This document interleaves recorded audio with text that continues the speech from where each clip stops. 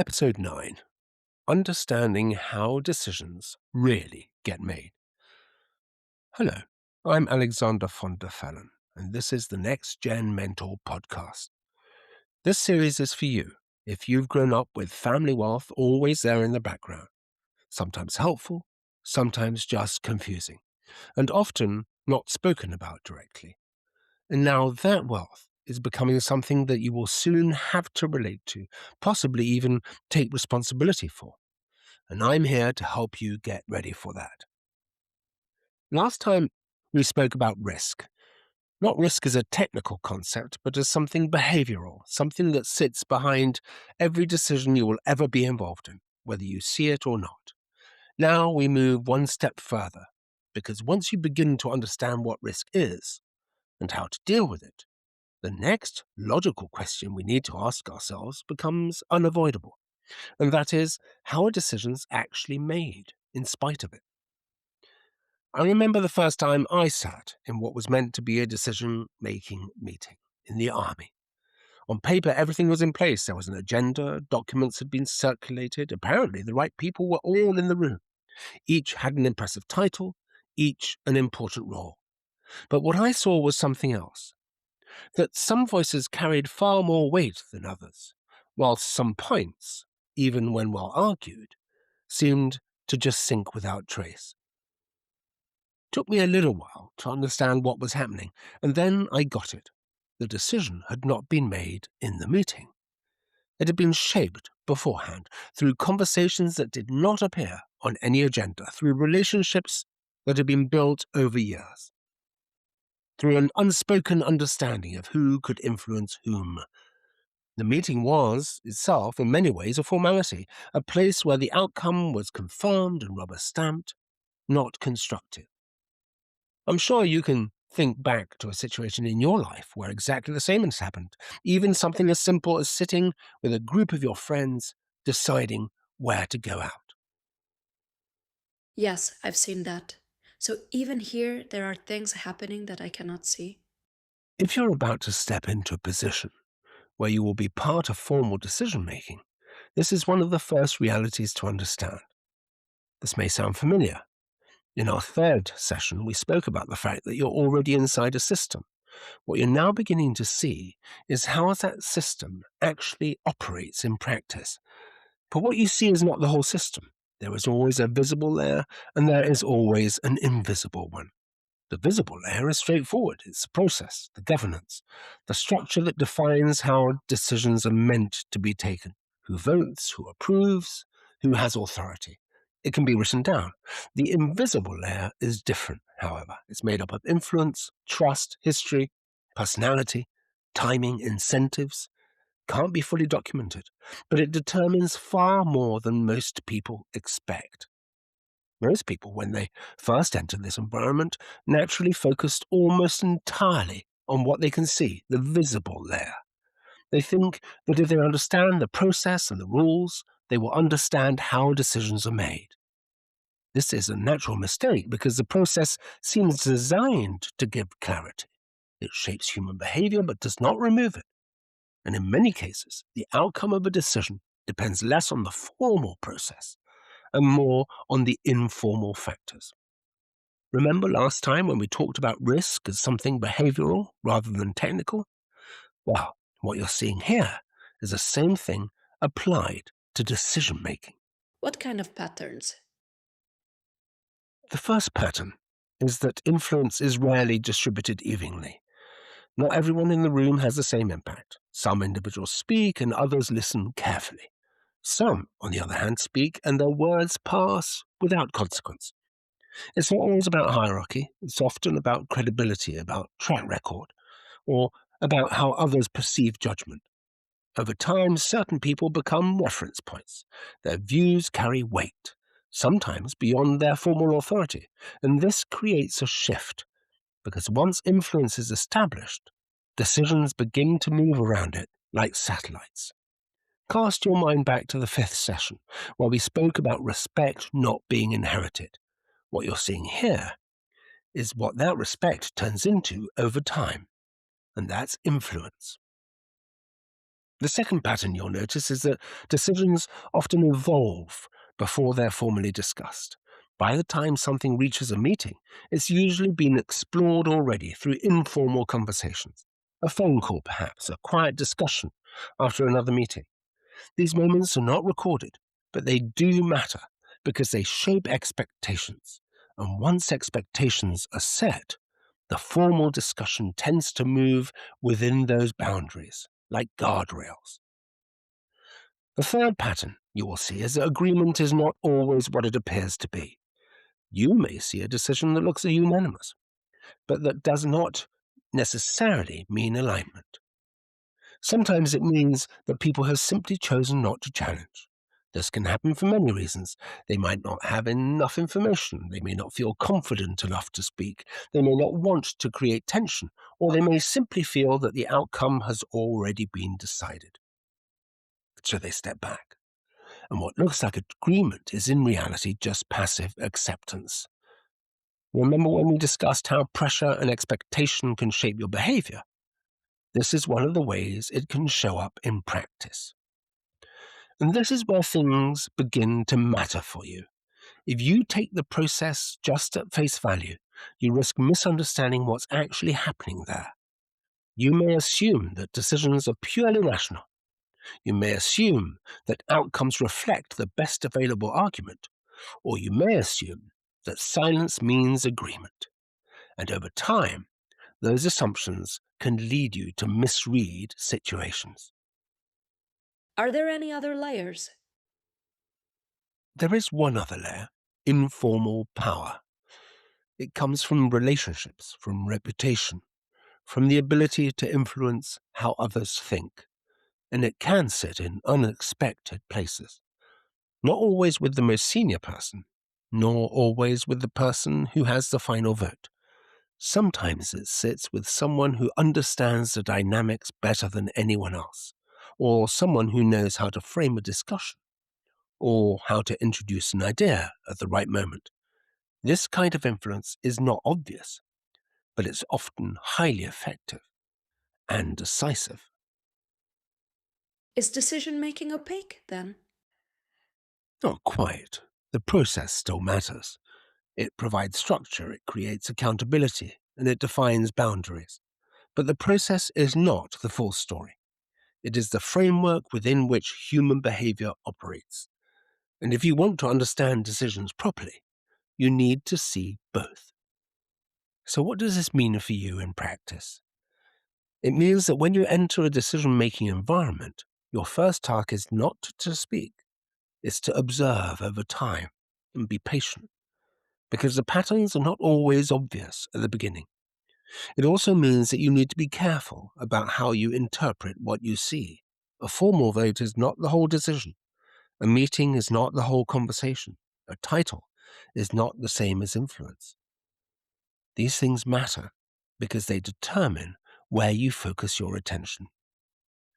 Over time, you will begin to find your own position within this by contributing in a way that others recognize as thoughtful and grounded, by understanding the dynamics before trying to shape them, and by choosing carefully when to speak and when to listen. Real influence does not come from speaking the most or speaking the loudest. It comes from being understood as someone whose judgment can be trusted. That is not a given. It's built consistently and over time.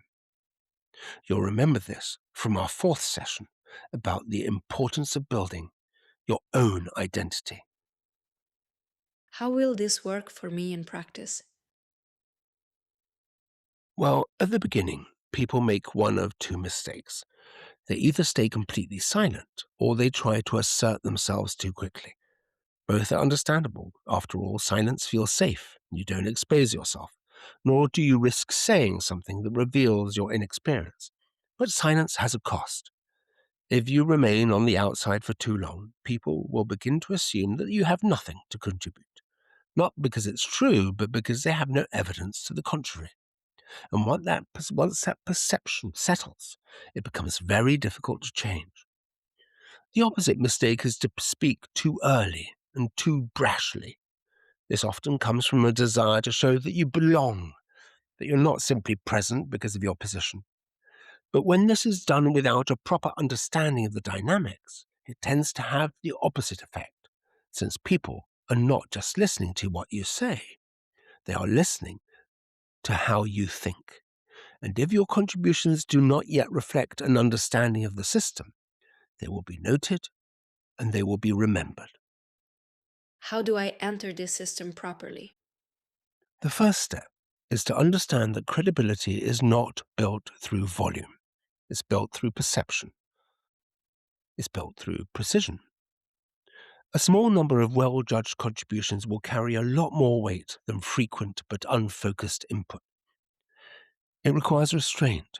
It means allowing discussions to unfold, listening carefully, identifying where something is unclear or where an assumption has not been tested, and then speaking into that moment, not to dominate the discussion, but to add something that moves it forward. This is often less about having the answer and more about asking the right question. A well-placed question can change the whole direction of a conversation. It can bring an overlooked issue into focus. It can slow down a decision that's moving just a little too quickly. It can expose an assumption that no one has challenged.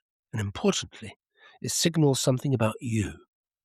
It signals that you're paying attention, that you're thinking, that you're not simply reacting. There is another element to this: timing. Even a good point made at the wrong moment can lose its effect. If a discussion is already converging, introducing a completely new line of thinking may create resistance, not because the idea is wrong, but the group has already moved back past that stage. Understanding timing requires awareness of the flow of conversation. Is the group still exploring?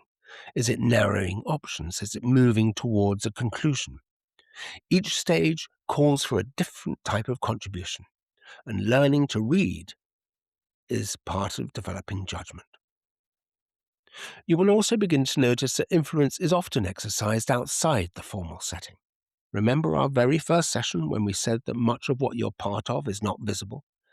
Well, this is one of the clearest examples of that. The conversations before and after meetings matter, not in a manipulative sense, but in a practical one.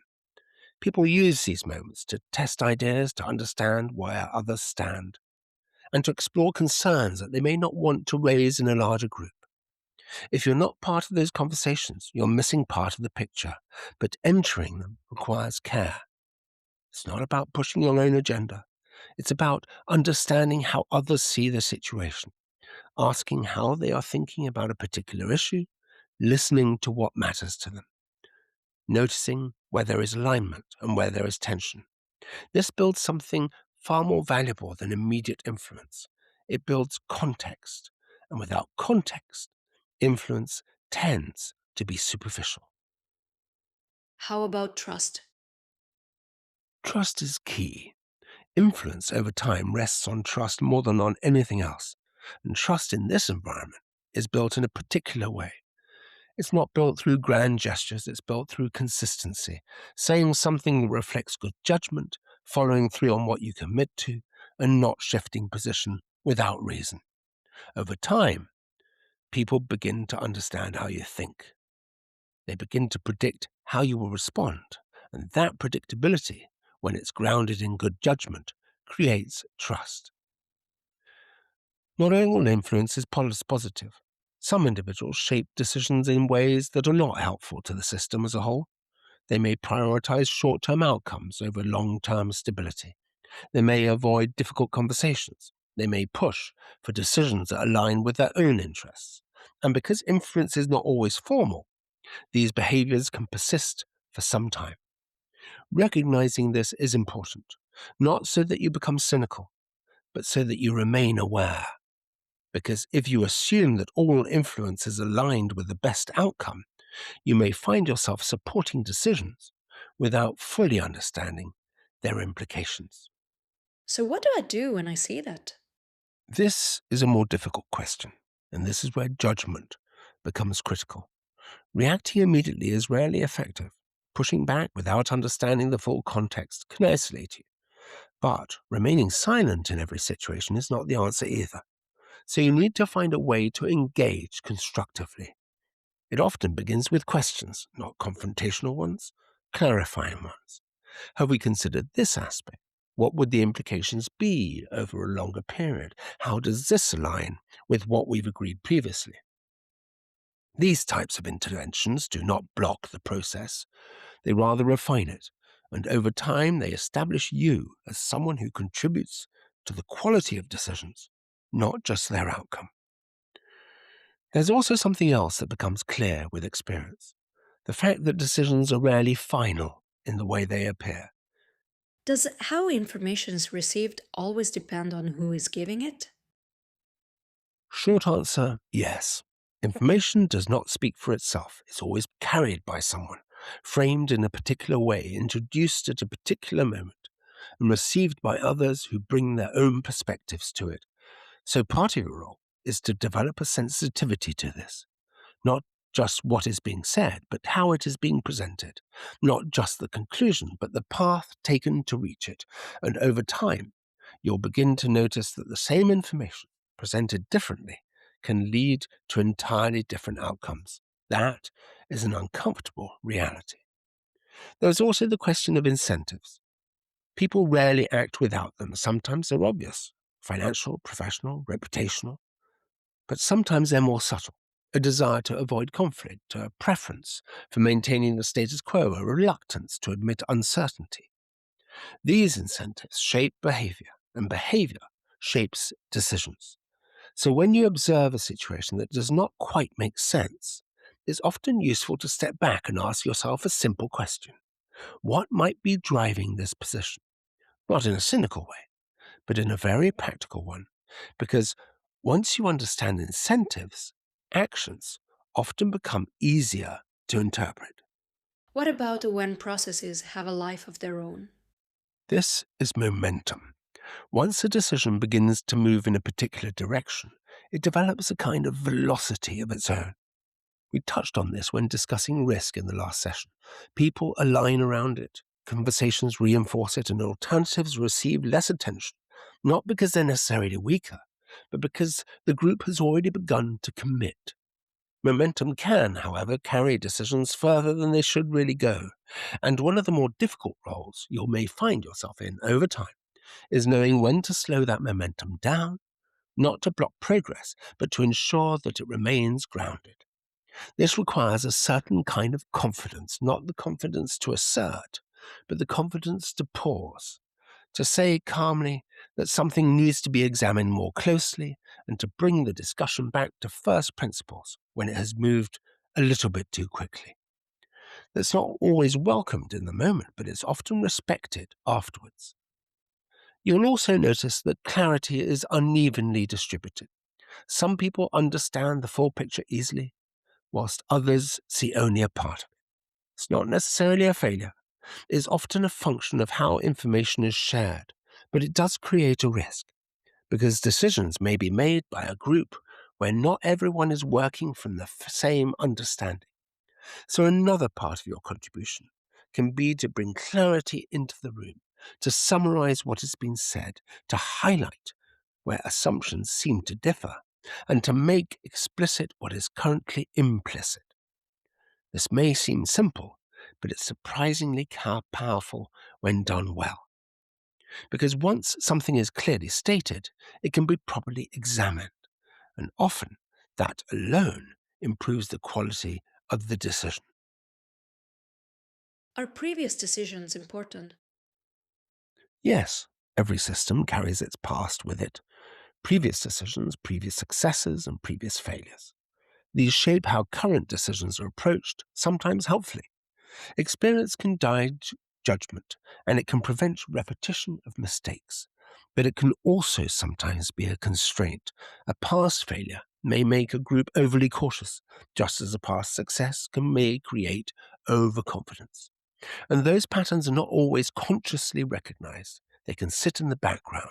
So when you listen to how people frame decisions, it's worth noticing whether the past is influencing the present, not to dismiss it, but to understand its role. Over time, you'll begin to see that good decision making is not about removing those human elements. That's not possible, of course. It's more about managing them, creating enough structure to provide discipline and allowing enough flexibility for judgment. And this is where your earlier learning about risk begins to connect, because risk is not eliminated by process.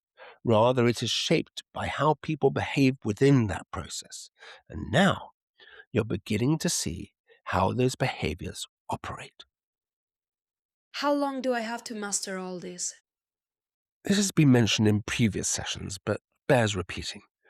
The aim of these sessions is not to train you, it's to make you aware, and it's important to note that you don't need to master all of this immediately. In fact, trying to do so too quickly can be counterproductive, because the system reveals itself gradually through repeated exposure to it and through patterns that only become visible over time. So your task, particularly now at the beginning, is not to control, it's to notice, to build a quiet understanding of how things work, to develop your own judgment step by step, and to resist the temptation to simplify what is, by its very nature, complex. Because once you understand how decisions are really made, you'll never quite see them the same way again. You'll notice what others miss, you'll hear what's not being said, and you'll begin to understand not just the outcome, but how that outcome came into being. And that is where real capability starts to take shape. If you step back, you'll see how all of this connects. The system you're part of, the identity you're building, the credibility you earn, and the way you handle risk. This is where they come together. Decisions are not made where they appear to be made. They're shaped over time through conversations, relationships, influence, judgment. You've seen today that there are always two layers: the visible structure, which gives order and clarity, and the invisible dynamics, which determine how that structure is actually used. Now, neither works on its own. And what I hope you take from this session is a shift in perspective, that your role is not just to understand the process, but to understand the behavior within it, to notice influence, to recognize timing, to see how ideas form before they're formally discussed, and to understand that silence, agreement, and authority do not always mean what they seem. If you can see that clearly, you're already way ahead of most people entering these environments. So, what do I want you to do with what we've learned? Well, let's start with a few simple best practices. Number one, observe before contributing. Take time to understand the dynamics. Number two, speak with precision, add value through clarity, not volume. Number three, ask questions that improve thinking rather than assert conclusions. Number four, pay attention to informal conversations. That is where the context is built. Number five, be consistent in how you think and act. Trust is built slowly. Number six, handle information carefully. Discretion matters more than you expect. Number seven, challenge constructively. Refine decisions, do not disrupt them. And number eight, follow decisions beyond the meeting. Learn from outcomes, not just discussions. If you apply these consistently, you'll begin to move from observing the system to shaping it. And that's where the real role we're preparing you for begins.